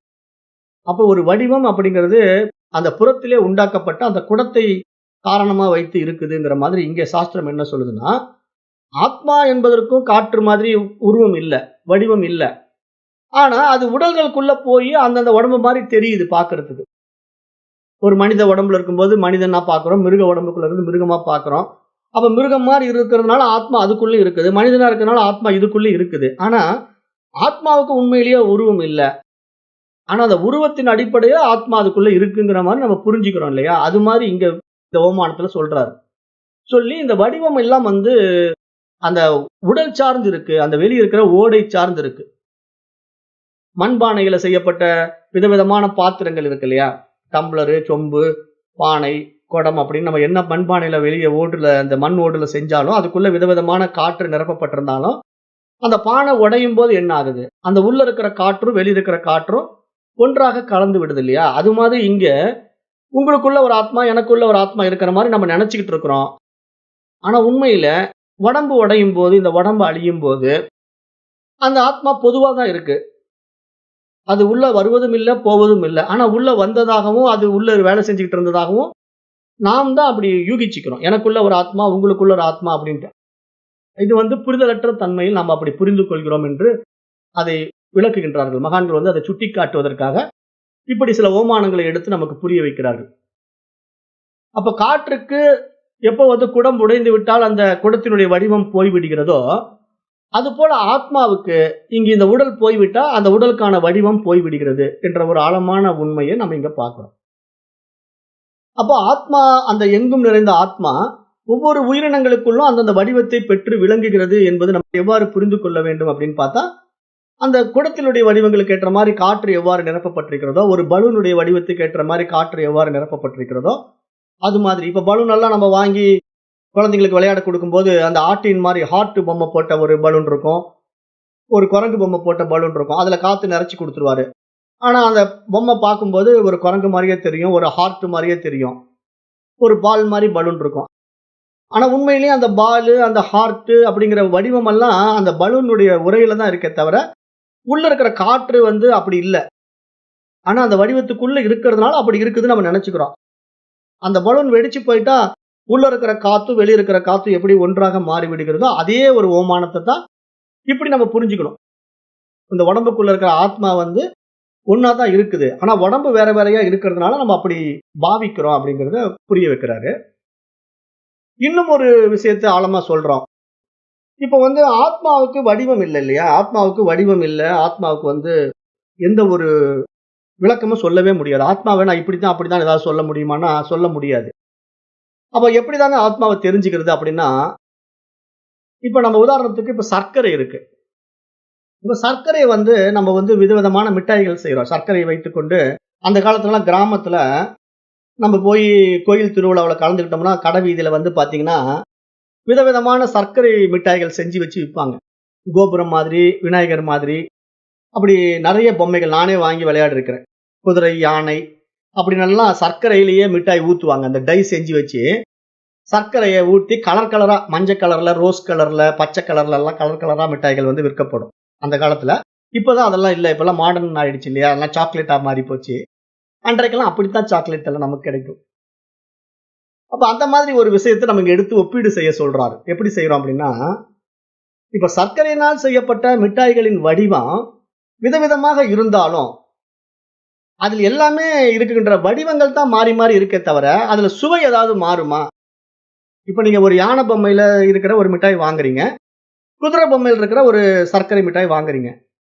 அந்த யானை பொம்மையில வந்து நீங்க யானையினுடைய தலைக்கிட்ட நக்குனாலும் அதே இனிப்பு சுவை. யானையினுடைய வால் கிட்ட நக்குனாலும் அதே இனிப்பு சுவை. ஏதாவது மாற்றம் இருக்குமா இனிப்பு சுவையில? ஒரு மாற்றம் இருக்காது. அந்த வடிவம் தான் யானை மாதிரி தெரியுது. அதே மாதிரி ஒரு குதிரை பொம்மை எடுத்து குதிரையினுடைய முகத்தை நக்குனாலோ, குதிரையினுடைய உடம்ப நக்குனாலோ அந்த சர்க்கரை சுவை மாறுமா? மாறாது. அப்ப வடிவம் வேறு வேறாக இருக்கலாம். ஆனா அந்த சர்க்கரையினுடைய சுவை வந்து எல்லாத்துக்கும் பொதுவானதா இருக்கு. அது மாதிரி நீங்க ஆத்மாவை பத்தி நம்ம ஆழமா ஆராய்ந்து பார்க்கும்போது, அந்த ஆத்மா எல்லா விதத்திலும் பொதுவா தான் இருக்கு. அது உடல்னால மாறி மாறி இருக்கிறதுனால நம்ம வந்து இது வேற மாதிரி ஆத்மா, அது வேற மாதிரி ஆத்மா. அவரு வந்து மிருகத்துல வர்ற ஆத்மா, இவர் வந்து பறவையில இருக்கிற ஆத்மா, மனித உடல்ல இருக்கிற ஆத்மா அப்படின்னு நம்ம பேரை மாத்தி மாத்தி வச்சுக்கிறோமே தவிர, உண்மையிலேயே அந்த ஆத்மாங்கிற ஒரு விஷயத்துக்கு உருவமும் இல்ல, உடலும் இல்ல. அப்ப அது எப்படித்தான் உணர்றதுன்னா, அது சுவை மாதிரி உணரத்தான் முடியுமே தவிர வேற எந்த வகையிலும் நீங்க அனுபவிக்கவே முடியாது. ஆத்மாவை வேற எப்படியுமே நீங்க அனுபவமாக்க முடியாது. அப்ப சர்க்கரையை வந்து எனக்கு அனுபவமா காட்டுங்க அப்படின்னா எப்படி காட்ட முடியும்? சுவையில தான் நம்ம காட்ட முடியும். சர்க்கரையினுடைய சுவையை வந்து சுவைச்சு, ஓ இதுதான் சர்க்கரையா அப்படி நம்ம தெரிஞ்சுக்கலாம் இல்லையா? அது மாதிரி இது நம்ம நிறைய உதாரணங்கள் இப்படி சொல்லிட்டே போலாம். இப்ப ஒரு வாழை மரம் இருக்கு. வாழை மரத்துல வாழை கொலைகள்ல வாழை பழங்கள் இருக்கு. இப்ப நம்ம அந்த வாழை பழத்தினுடைய சுவை எப்படி இருக்கும் அப்படின்ட்டு நீங்க வாழை மரத்தை நக்கி பார்த்தாலோ, அல்லது வாழை பழத்தினுடைய மேல் தோலை நக்கி பார்த்தாலோ தெரியாது. அந்த வாழைப்பழத்தை தோலை உரிச்சு அதுல இருக்கிற அந்த பழத்தை சாப்பிட்டா தான், ஓ வாழைப்பழம்னா இப்படி இருக்குமா அப்படிங்கிற ஒரு சுவை நமக்கு அனுபவம் ஆகுது இல்லையா? அது மாதிரிதான் ஆத்மா. நம்ம உருவத்தை வச்சுக்கிட்டு விதவிதமான உருவத்துல இப்படி இருந்தா இது ஒரு ஆத்மா, அப்படி இருந்தா அப்படி ஒரு ஆத்மா அப்படின்னு எல்லாம் குழப்பம் அடைவதெல்லாம் மனசனுடைய சேஷ்டத்தானே தவிர, அதை நம்ம அனுபவம் ஆக்கும் போதுதான் அந்த ஆத்மா இப்படிதான் அப்படிங்கறத நேரடியா உணர முடியும். அது மாதிரி இப்ப நான் உணர்ந்த அந்த சுவையை உங்களுக்கு எப்படி புரிய வைக்க முடியும்? எப்படியும் புரிய வைக்கவே முடியாது. இப்ப நான் அந்த வாழைப்பழத்தை சாப்பிட்டேன். எனக்கு அதனுடைய சுவை தெரிஞ்சு போச்சு. நீங்க வாழைப்பழத்தை சாப்பிடாம வாழைப்பழத்துடைய தோலை மட்டும் பார்த்துட்டு இருக்கீங்க, அல்லது வாழைப்பழத்துடைய தண்டை மட்டும் பார்த்துட்டு இருக்கீங்க. வாழை மரத்தை பார்த்துட்டு நிக்கிறீங்க. உருவத்துல தெரியுது வாழை மரம் இதுதான் அப்படின்னு உங்களுக்கு தெரியுது. ஆனாலும் அந்த வாழை மரத்தை உருவத்திலேயே பார்த்துட்டு இருந்தா என்றைக்கு நீங்க அனுபவமாக்க முடியும்? அப்போ ஒரு நாளாவது நீங்க அந்த வாழை மரத்தை எடுத்து, அந்த வாழைப்பழத்துல இருக்கிற வாழைப்பழத்தை எடுத்து அதை தோலை உரிச்சு உள்ள சாப்பிட்டு பார்க்கும்போதுதான், ஓ வாழைப்பழம்னா இப்படி ஒரு சுவையா அப்படிங்கறது உங்களால அந்த சுவையை உணர முடியும். அப்ப அந்த உணர்கின்ற சுவைய மற்றவருக்கு நீங்க எப்படி சொல்ல முடியும்? இங்க இந்த வாழைப்பழம் இப்படிப்பட்ட சுவைங்க அப்படின்னு நீங்க சொல்ல முடியுமான்னா சொல்லவே முடியாது. அப்ப யாரா இருந்தாலும் அந்த வாழைப்பழத்தை சாப்பிட்டு தான் இதனுடைய சுவை இப்படிங்கறத அவங்கவங்க தெரிஞ்சுக்க முடியுமோ, அது மாதிரி இந்த ஆத்மாவும் அப்படித்தான். ஏன்னா இந்த ஆத்மாவினுடைய அனுபவம், ஆத்மாவினுடைய உண்மை தன்மைய ஒவ்வொருத்தரும் அவரவர்களே உணர வேண்டும் என்ற ஒரு ஆழமான உண்மை இங்கு பார்க்கப்படுது. இதைத்தான் நீங்க ரொம்ப ஆழமா புரிஞ்சுக்கணும். ஏன்னா இங்க எவ்வளவு பெரிய மகான்கள் ஞானிகள் நமக்கு உபதேசம் கொடுத்தாலும், நெல்லிக்காய் மாதிரி உள்ளங்கை நெல்லிக்கனி மாதிரி நமக்கு எடுத்து புரிய வச்சாலும், நாமே அனுபவம் ஆக்குனாதான் அது உண்மை தன்மை நம்மளால உணர முடியும். இல்லைன்னா அது ஒரு ஏட்டுச்சுரைக்காய் மாதிரிதான், பரோட்ச ஞானம் மட்டும்தான். அது அபரோட்ச ஞானமா மாறவே மாறாது. அப்ப அந்த ஆத்மாவுடைய அனுபவம், ஆத்மாவுடைய அந்த ஆனந்தம் என்பது நம்முள் உணரப்பட வேண்டிய ஒன்று. நாம் படிப்பதினாலோ அல்லது மற்றவர்கள் சொல்வதினாலோ கேட்டு நாம் அதுவாக மாறிவிட முடியாது. ஆனால் அதெல்லாம் ஏன் தெரிஞ்சுக்கிறோம்? அதை பற்றிய ஒரு ஆழமான உண்மை நம்மிடத்துல உள்ள போகும்போது, நாம் அதை புரிந்து கொண்டு அதை நம்ம கையாளும் போது கஷ்டம் இல்லாம நம்ம எளிதா அதுக்குள்ள காரியத்தை சாதிக்கலாம் என்பதற்காகத்தான் இந்த மாதிரி அத்தியாத்ம யோகம் நமக்கு துணை புரிகிறது என்பதாக மகான்கள் நமக்கு சுட்டி காட்டுகிறார்கள். அப்ப இப்படிப்பட்ட ஒரு பாதையில வருவதற்கே பல பிறவிகள் நம்ம பாக்கியம் செஞ்சிருக்கணும். நம்ம நிறைய உபகாரங்கள் செஞ்சு வாழ்ந்திருக்கணும். அப்படியே இந்த பிறவிக்குள்ள இது மாதிரி ஒரு அத்தியாத்ம யோகம் நமக்கு கிடைத்து இதை நம்ம படித்து புரிந்து கொண்டாலும் கூட, அந்த ஆத்மா அனுபவம் என்பது அவரவர்களுக்குள்ளே மலர வேண்டிய ஒரு தனித்துவமான அனுபூதி, அனுபவம் என்பதாகவே பார்க்கப்படுவதாக நாம் இந்த மந்திரத்துல புரிந்து கொள்கிறோம். அடுத்தது 11வது மந்திரம்.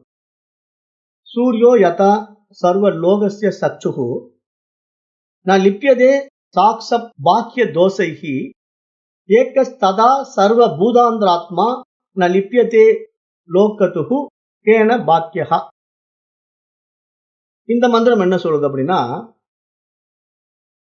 சூரியன் இந்த முழு உலகத்திற்கும் ஒரு கண்களை போன்றவன். சூர்யோ யதா சர்வ லோகஸ்ய சச்சுஹு. சச்சுன்னா கண்ணு. சூரியனே இந்த ஒட்டுமொத்த பிரபஞ்சத்துக்கும் இந்த உலகத்துக்கும் கண்கள் மாதிரி இருக்கிறான். அவனது சுயம் பிரகாச வெளிச்சத்தினால இந்த உலகத்தில் இருக்கின்ற எல்லாவற்றையும் அவன் காண்கின்றான். அப்ப சூரியன் ஒரு பிரகாசமா அப்படியே வெளிப்படும் போது அந்த சூரிய ஒளி எங்கெல்லாம் படுதோ அங்கெல்லாம் வெளிச்சம் வருது. அந்த வெளிச்சத்தினால எல்லாவற்றையும் நம்மளால பார்க்க முடியுது. இதை நாம பார்க்கிற மாதிரி சூரியனும் பார்ப்பான் இல்லையா? சூரியனுடைய சுயம் பிரகாச ஒளிதான் இந்த பூமியில படுது. அப்ப அவன் பூமிங்கிற ஒரு உருண்டை மேல அந்த சூரிய ஒளி படும்போது அந்த பூமியினுடைய உருண்டையினுடைய ஒரு பகுதி பூரா அவனுக்கு வெளிச்சமா தெரியும். அப்ப எல்லாத்தையும் அந்த சூரியன் பார்ப்பான். அது மாதிரி இங்க ஆத்மா என்பது அதே போன்ற ஒரு சுயம் பிரகாச அறிவு ஒளி. வெளியிருந்து எந்த ஒளியும் சூரியன் எடுத்துக்கிறது கிடையாது. ஆத்மாவை போலவே சூரியனுக்கும் சுயம் பிரகாச ஒளி இருக்கு. சூரியனை போலவே ஆத்மாவுக்கு சுயம் பிரகாச ஒளி இருக்கு. அதைத்தான் இங்க நம்ம கம்பாரிசன் பண்ணி புரிய வைக்க முயற்சி பண்றோம். அப்ப இங்க சூரியனுடைய சுயம் பிரகாச ஒளியிலிருந்து வெளிப்பட்ட வெளிச்சத்தினாலே இங்கு எல்லா விஷய சுகங்களும் நம்மால் எவ்வாறு அறியப்படுகிறதோ, அது மாதிரி ஆத்மாவினுடைய சுயம் பிரகாச அறிவு ஒளியிலே இங்கு எல்லா விதமான விஷய சுகங்களையும் நம்மால் அறியப்படுகிறது என்ற ஒரு ஆழமான உண்மை இந்த மந்திரத்திலே பார்க்கப்படுது. இந்த 11வது மந்திரத்திலே பார்க்கப்படுது. அப்ப எல்லோருடைய காட்சிக்கும் ஆதாரமாக இருப்பவன் சூரியன். ஆனால் நம்மிடம் உள்ள பார்வை கோளாறு அல்லது புற குறைபாடுகள் அந்த சூரியனை பாதிக்காது. இப்ப ஏன் இதை சொல்ல வராரு அப்படின்னா, இப்ப சூரியன் சுயம் பிரகாச ஒளியில பிரகாசித்துக் கொண்டு இருக்கிறான். அவனுடைய வெளிச்சத்துல இந்த உலகத்துல இருக்கிற எல்லா விசேஷ சுகங்களும் நம்மால் பார்க்க முடியும். ஆனா நம்முடைய கண்ணுல குறைபாடு இருந்தா, நம்முடைய கண் புற விழுந்துருச்சு, கண்ணுல குருட்டுத்தன்மை இருக்கு அப்படின்னா, அல்லது கண்ணுடைய நிற பிரச்சனை, இதெல்லாம் நம்ம கிட்ட இருந்ததுன்னா, சூரியனுடைய சுயம் பிரகாச ஒளியில வெளிப்படுகின்ற இந்த உலகத்துல நமக்கு காட்சிகள் தெரியாது, அல்லது காட்சிகளிலே குறைபாடு இருக்கலாம். அப்ப இந்த குறை நம்மிடத்தில் தான் இருக்கே தவிர சூரியன் இடத்துல இல்லை இல்லையா? அதை அப்படியே இங்க ஒப்பிடுறாரு. அந்த குறை எப்படி சூரியனை பாதிக்காதோ அது போல ஒன்றேயான ஆத்மா நம் எல்லோரிடத்திலும் இருந்தாலும் அவரவர்களின் சுக துக்கங்களினால் அந்த ஆத்மா பாதிக்கப்படுவதில்லை என்ற ஒரு ஆழமான உண்மையை இந்த 11வது மந்திரத்தில் நம்ம பார்க்கிறோம்.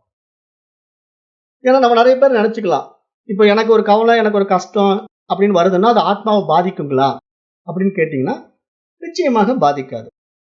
ஏன்னா இது நம்முடைய மனம் சார்ந்த பிரச்சனை இல்லையா, நம்முடைய ஜீவத்துவத்துக்குள்ள வரக்கூடிய பிரச்சனை. இதை நான் சுகம் என்று நினைக்கிறேன், இதை நான் துக்கம் என்று நினைக்கிறேன். இது என்னுடைய மனம் சார்ந்த விஷயம். ஆனா ஆத்மா இதில் சம்பந்தப்படாமல் அனைத்துக்கும் சாட்சியாகத்தான் இருக்குதே தவிர, நான் சுகமா இருக்கிறேன்னு ஆத்மாவா எனக்கு சுகமா இருக்குன்னு சொல்றதோ, நான் துக்கமா இருக்கிறேன்னு ஆத்மாவாக நானும் உங்களோட சேர்ந்து நானும் சோகமா இருக்கிறேங்கன்னு சொல்றதோ கிடையாது. ஏன்னா அது அதுவா இருந்துகிட்டு இருக்கு. ஆனா இங்க சுகமும் துக்கமும் நம்மிடத்திலே நம்முடைய மனதிலே ஏற்றி வைக்கப்பட்ட எண்ணங்களால் எழுந்தவைகள் என்று நம்ம புரிந்து கொள்ளும் போது, நாம இங்க விவேகத்தினால விழித்துக் கொள்ளும் போது, ஏன் அந்த சுக துக்கங்கள் நம்மை பாதிக்குது அப்படின்னு நம்ம ஆராய்ந்து பார்க்கும் போது, அது நம்முடைய செயல் விளைவுகளால் விளைந்தவை என்று நமக்கு புரிய வரும். அப்போ நம்ம கூடுமான வரைக்கும் எப்படிப்பட்ட காரியங்களை செய்யலாம், எப்படிப்பட்ட காரியங்களை செய்யக்கூடாது அப்படிங்கிற ஒரு நன்மை தீமைகளை நம்ம பகுத்தறியும் தன்மைக்குள்ள நம்ம விரிவடையும் போதுதான், விவேகத்தினால் நம்ம விழித்துக் கொள்ளும் போதுதான் தவறான விஷயங்களுக்குள்ள போய் நம்ம சிக்க மாட்டோம். அப்போ நாம் இது மாதிரி உயர்ந்த பரிமாணத்துக்குள்ள நம்ம ஈஸியா நுழைவதற்கு முடியும், எளிதாக நுழைவதற்கு முடியும். அதுதான் இங்க இந்த மந்திரம் சொல்லுது. அப்ப சூரியன் என்பது ஒளியின் சின்னமாக கூறப்படுகிறது. எதை காண வேண்டுமானாலும் ஒளி தேவைப்படுகிறது. அப்ப ஒளி என்று நாம் எதையும் காண முடியாது. அப்ப காண்பவன் இருந்தாலும், காணக்கூடிய பொருட்கள் இருந்தாலும், ஒளி இல்லாவிட்டால் அங்கு காட்சி இல்லை. அப்ப அது மாதிரி இங்கேயும் நமக்கு கண் இருந்தாலும், நம்ம கண் வழியா சில பொருட்களை பார்த்தாலும், காட்சி இல்லாவிட்டால் எதுவுமே நமக்கு தெரியாது. அதுதான் ரொம்ப முக்கியம். இப்போ பார்க்கிற ஒரு மனிதனிடத்துல கண் இருக்கு, புறத்துல விசை சுகங்கள் இருக்கு, பேனா, பென்சில், புத்தகம் எல்லாம் கண் முன்னாடி வைக்கப்பட்டிருக்கு. அப்ப கண்ணும் இருக்குது, புறத்துல பொருளும் இருக்கு, ஆனா காட்சி இல்லை. அவன் கண் பார்வை போயிடுச்சு.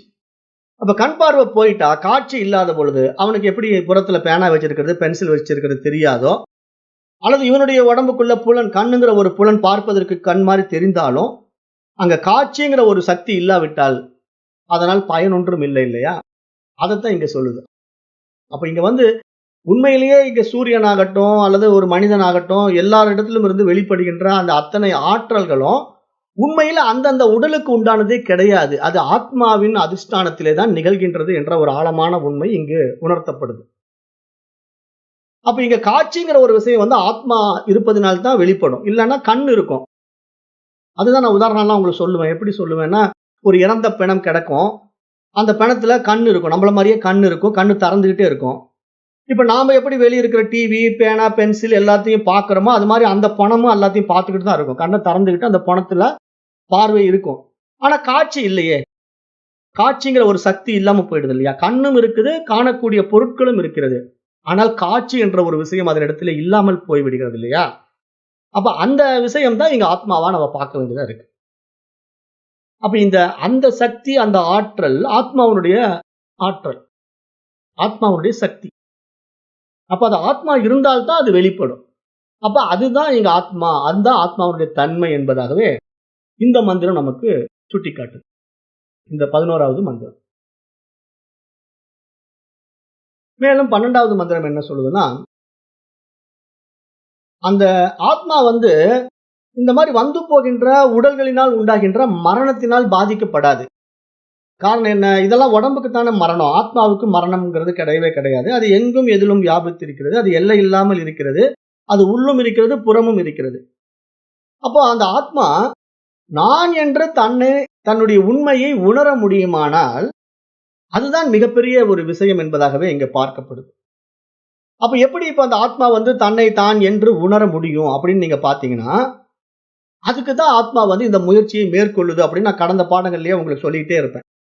நான் எப்பவும் என்ன உங்களுக்கு இந்த பாடத்திட்டங்கள்ல ஆழமான விஷயத்த மேற்கோள் காட்டிக்கிட்டே இருப்பேன் அப்படின்னு பாத்தீங்கன்னா, ஆத்மாவுடைய உண்மைத்தன்மை என்ன? உடலற்ற தன்மை. அது ஒரு தூய அறிவு, ஒரு உணர்வு அப்படின்னு நம்ம பார்த்தோம். அது சூரிய ஒளி போன்ற ஒரு சுயம் பிரகாச ஒளியை வெளிப்படுத்துகின்ற ஒரு அறிவாற்றலா இருக்கு, ஒரு பேரறிவா இருக்கு, ஒரு பேருணர்வா இருக்கு அப்படின்னு நம்ம ஆத்மாவை புரிஞ்சு வச்சிருக்கோம். ஆனா அந்த உணர்வு தன்மையை நம்ம உணரத்தான் முடியுமே தவிர வேற எந்த வகையிலையும் புறத்துல நம்ம அனுபவமாக்க முடியாது. கொஞ்ச நேரத்துக்கு முன்னாடி நான் சொன்ன மாதிரி தான். சர்க்கரையினுடைய சுவையை நம்ம உணரத்தான் முடியுமே தவிர அந்த வடிவங்கள்னால இது வேற மாதிரி டேஸ்ட், அது வேற மாதிரி டேஸ்ட் அப்படின்னா நம்ம கம்பேர் பண்ணவே முடியாது. யானை பொம்மையில இருந்தாலும், குதிரை பொம்மையில இருந்தாலும் சர்க்கரையினுடைய இனிப்பு என்னவோ ஒரே மாதிரி தானே. அது மாதிரி ஆத்மாவினுடைய தன்மை ஒரே மாதிரி தான். ஆனா அது உங்களுக்குள்ள ஒரு மாதிரி, எனக்குள்ள ஒரு மாதிரி எல்லாம் இருக்கான்னா அப்படியெல்லாம் இல்லவே இல்லை. ஆனா அது வெளிப்படுகின்ற விவகாரம் இருக்கு பாத்தீங்களா, அதுக்கு உடம்பு ஒரு தடையா இருக்குதுன்னு இங்க சாஸ்திரம் சொல்லுது. இங்க சாஸ்திரம் என்ன சொல்லுதுன்னா, அந்த ஆத்மா தன்னையே தான் அறிந்து கொள்வதற்கான ஒரு பெரும் முயற்சியில ஈடுபடும் போது அதனுடைய படைப்பாற்றலிலே வெளிப்பட்ட முதல் பரிமாணம் தான் தாவரங்கள் என்று நம்ம பார்த்தோம். அந்த தாவரத்துல தான் அது முதல் வெளிப்பட்டு பார்த்துச்சு.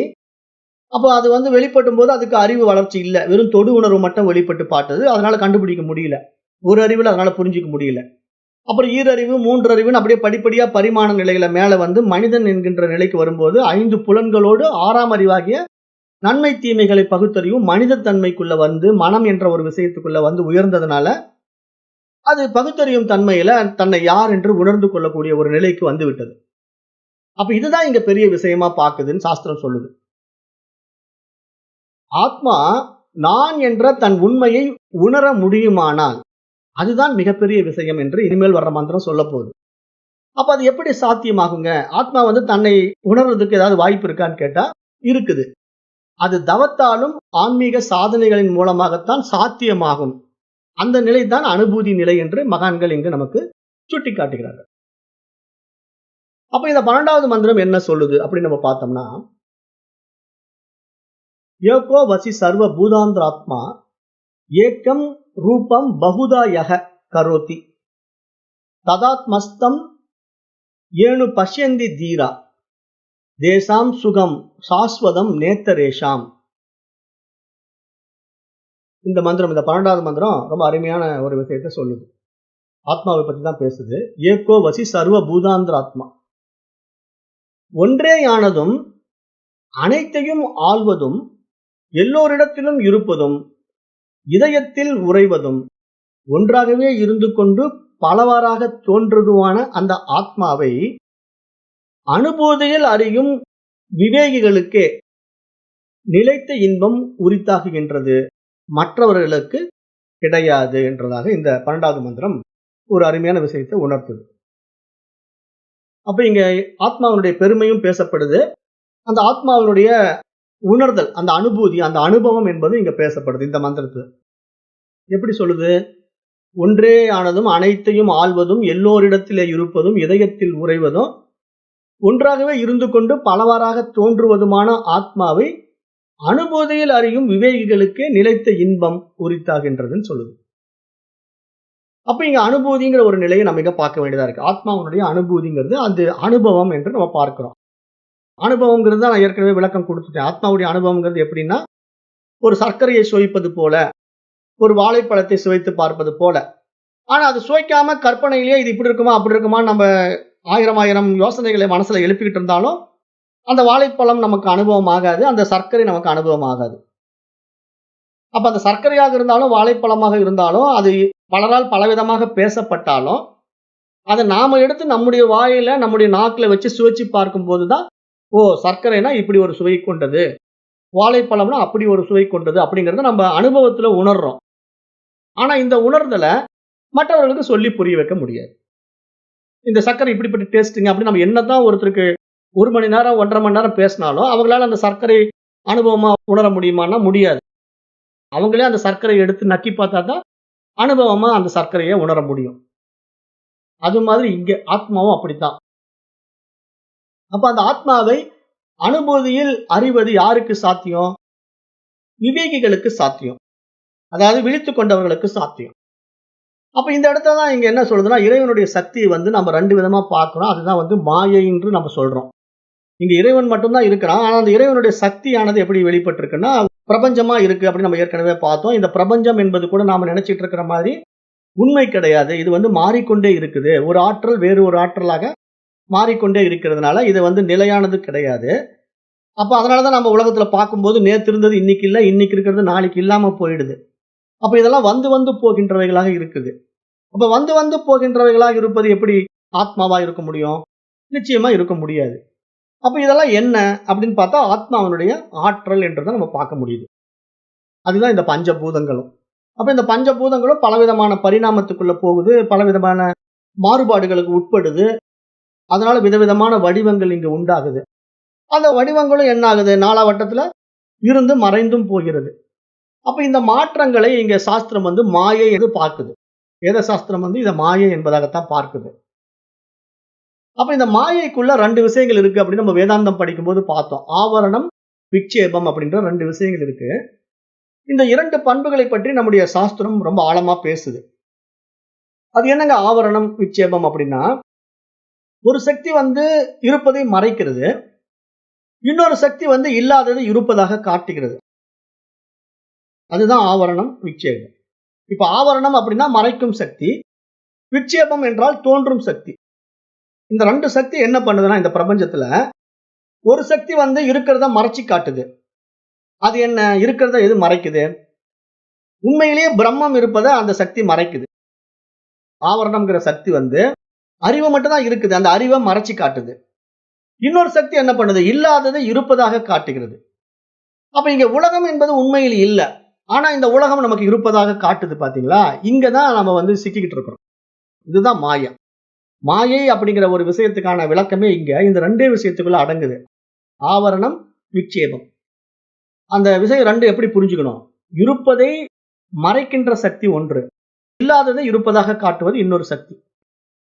அப்ப இங்க நம்ம உண்மையில என்ன பண்றோம்? பரமன் என்பவன் தான் உண்மையிலே இருக்கிறான். பிரம்மம் சத்தியம், ஜெகத் மித்யா. இதுதானே மகா வாக்கிய உபதேசம். அப்ப பிரம்மம் தான் இங்க சத்தியமா இருக்குது. ஆனா உண்மையிலேயே பிரம்மத்தை நம்ம பார்க்க முடிய மாட்டேங்குது. ஆனா இந்த உலகம் என்பது மித்தியா, மாயை. ஆனா இந்த உலகம் என்பது நம்மளால பார்க்க முடியுது, அறியப்படுகிறது. அப்ப இதுதான் இங்க நமக்கு குழப்பத்தை உண்டு பண்ணுது. ஆனா இப்படி தோன்று மறையக்கூடிய இந்த உலகமா நமக்கு தெரிகிறதும், இந்த உலகத்துல இருக்கக்கூடிய இத்தனை விசேஷ சுகங்களும் விவகாரங்களும் உண்மையில் எப்படி இருக்குது அப்படின்னு நம்ம கொஞ்சம் ஆழமா ஆராய்ந்து பார்த்தா, அது நான் இருக்கிறதுனால தான் இருக்குதுங்கிற ஒரு விஷயம் நமக்கு புரிய வரும். அதுக்குதான் இந்த விழித்துக் கொள்ளுதல், விவேகம் அப்படின்லாம் நீங்க பார்க்கிறோம். இந்த மந்திரம் சொல்லுது இல்லையா? விவேகிகளுக்கு தான் அந்த அனுபூதி நிலை உண்டாகும் அப்படின்னு சொல்லுது இல்லையா? அப்ப அந்த விவேகம், விவேகத்தன்மை அப்படின்னா என்னன்னா, இங்க இல்லாததை இருப்பதாக காட்டுவது என்னன்னா, பிரம்மம் மறைக்கப்பட்டு உலகமாக காட்டுறது அப்படின்னா, இங்க நம்ம கொஞ்சம் விசாரணை பண்ணி பார்க்கிறோம். அப்படி விசாரணை பண்ணி பார்க்கும்போது நான் ஏற்கனவே கொடுத்த அதே ஓமானத்தை தான் இங்க எடுத்துக்கணும். எடுத்துக்கிட்டா ரொம்ப எளிதா புரியும். அது என்ன? அந்த திருமூலருடைய திருமந்திர பாடலை தான் மீண்டும் இங்க நான் சொல்லுவேன். மரத்தை மறைத்தது மாமத யானை, மரத்தில் மறைந்தது மாமத யானை. பரத்தை மறைத்தது பார்முதல் பூதம், பரத்தில் மறைந்தது பார்முதல் பூதமே. அப்ப இந்த திருமந்திரத்துக்கு விட ஒரு விளக்கம் வேற என்ன சொல்ல முடியும்? இந்த மாதிரி ஒரு ஓமானத்துல வேற யார் சொல்லிட முடியும்? அப்ப இங்க என்ன நீங்க புரிஞ்சுக்கணும்? மரமா பாத்தீங்கன்னா யானை தெரியாது, யானையா பாத்தீங்கன்னா மரம் தெரியாது. அப்ப உங்களுடைய பார்வையில இங்க மரம் மறைக்கப்பட்டு யானையா காட்சி தருது. அதை நீங்க விவேகத்தினால விசாரணை செய்து பாத்தீங்கன்னா அந்த யானை என்ற வடிவம் மரத்தினால் செய்யப்பட்டது அப்படிங்கிற ஒரு புரிதல் உங்களுக்கு வருதா இல்லையா? அப்ப அந்த புரிதல் எப்படி வந்துச்சு? உங்களுடைய அறிவு, உங்களுடைய விவேகம். நீங்க உங்க மனசுக்குள்ள விசாரணை பண்ணி பார்த்து அது என்ன தன்மையில் இருக்கு, அது எதனால் செய்யப்பட்டது அந்த யானை அப்படின்னு ஆராய்ந்து பார்க்கும்போது அது உண்மையான யானையா இல்ல எப்படி அந்த யானை உண்டாயிருக்கு அந்த இடத்துல அப்படின்னு நீங்க ஆராய்ந்து பார்க்கும்போது அந்த யானை வடிவம் பார்ப்பதற்கு உண்மையாகவே தோன்றினாலும் அந்த யானையினுடைய வடிவத்துக்கு பின்னால மரம் இருக்கிறது. அந்த மரம் இருப்பதினால யானை இருக்கிறது அப்படிங்கிற ஒரு தன்மை நமக்கு புரிஞ்சுதா இல்லையா? அது அப்படியே இங்க எடுத்து போட சொல்றார் திருமூலர். பரத்தை மறைத்தது பார்முதல் பூதம். அப்ப இந்த இறைவன் என்ற ஒரு விஷயத்தை இந்த பிரபஞ்சம் என்ற சக்தி மறைக்குது. அப்ப இங்க இந்த உலகமா நீங்க பார்த்துட்டு இருக்க வரைக்கும் இறைவன் என்னைக்குமே உங்களுக்கு தெரியாது. ஏன்னா நீங்க யானையா பார்த்துட்டு இருக்க வரைக்கும் மரத்தை நீங்க தெரிஞ்சுக்க போறது இல்ல. அந்த விவேகத்தினால விசாரணை பண்ணி பார்க்கும்போது தான் யானை நீங்கி அங்க மரம் இருக்கிறது தெரியும். அந்த யானைக்கு பின்னாடி மரம் இருப்பது உங்களுக்கு புரியும்.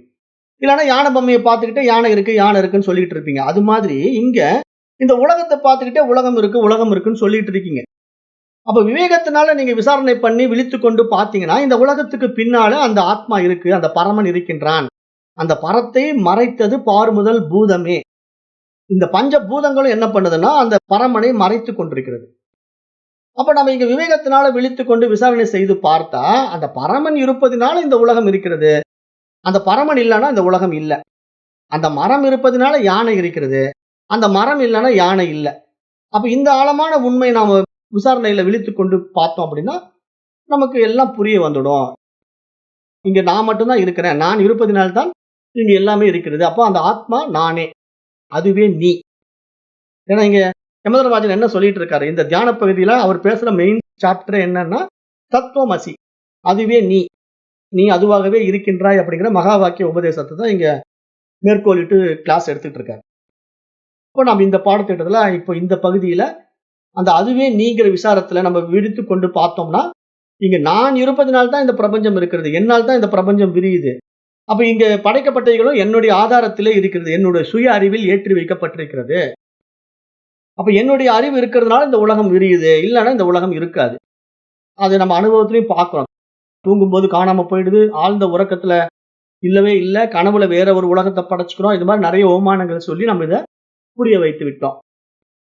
அப்ப இன்னும் ஒரு 13, 14, 15 ஒரு 3 மந்திரம் இருக்கு. இதை நாளைய வகுப்புல நம்ம முடிச்சிட்டோம் அப்படின்னா இந்த 2வது அத்தியாயம் நிறைவு செய்திடலாம்னு நினைக்கிறேன். அப்புறம் 3வது அத்தியாயத்தோட இந்த கடோபனிஷத்து நிறைவாகும். 3வது அத்தியாயத்துல 18 மந்திரங்கள் இருக்கு. இப்ப நாம் இதுல 2வது அத்தியாயத்துல 2வது பகுதியிலேயே கூட 15 மந்திரத்துல இப்ப நம்ம இன்றைக்கு 12வது மந்திரத்தோட நிறைவு செய்வோம். 13, 14, 15 நாளைக்கு வச்சுக்கலாம். இன்றைய வகுப்பை நான் இத்துடன் நிறைவு செய்கின்றேன். நன்றி. ஓம் தத் சத்.